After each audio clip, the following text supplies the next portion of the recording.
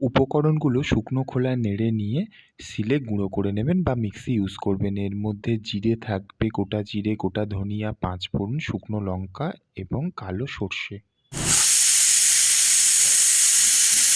চালতাটাকে ভালো করে কেটে নেবেন। এটাকে শুধুমাত্র হলুদ দিয়ে সামান্য একটু জল দিয়ে প্রেসার কুকারে 8 থেকে 10টা সিটি মিনিমাম দেবেন, কারণ চালতা শক্ত হয়, চালতা সিদ্ধ হতে টাইম লাগে।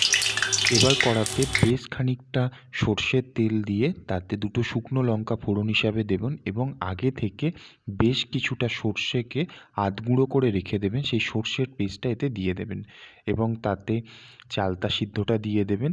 বেশ কিছুটা নাড়ানাড়ি করবেন, করার পরে এর মধ্যে আগে থেকে যে মশলাটা বানিয়ে রেখেছিলেন মশলাটা দিয়ে দেবেন, পরিমাণ মতো নুন দিয়ে দেবেন এবং বেশ কিছুটা চিনি দিয়ে দেবেন। চিনিটা অনেকটাই দিতে হবে, কারণ চিনি আর টকের একটা যেন ব্যালেন্স হয়। আপনারা চাইলে এখানে গুড় দিতে পারেন।